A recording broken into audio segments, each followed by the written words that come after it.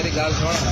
हम तेरी एक इज्जत करे ना मैं ठीक है आज की बार तो आज कौन तेरे यार तेरी ये इज्जत करेगा ना खुले कौन यकीन करे मेरी बड़ी गड्डी खड़ा वाले तेरे को यार अल्लाह ताला मैंने एक गड्डी देगा तो मैं तो मंडे नाम आदा दी कसम है गड्डी तो भरे जाए सब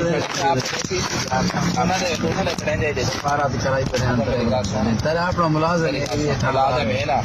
ये तो मैं झूठ नहीं बोलना पिया खुदा दी कसम है मैं मने ना आज पंजाब की तरफ तो हुक्म है पिया नहीं तो मैं तेन इवें ही मनने वा मेरी डीजी खान वाला ना पुरानी यार सारे फोन फोन करे ना भी तो मैं रोक गया जुर्माना नहीं किया नहीं तो मैं जुर्माना करे ना पिया मैं जुर्माना करे ना पिया मेरी तड़े होने ना यारी है ना तो डीजी खान वाला नाल मैं अपने गाँव नाल वो अगर पोस्टी नाल लेवे तो वालदा ये कहेंगे मैं अफ्तारी करनी ठीक है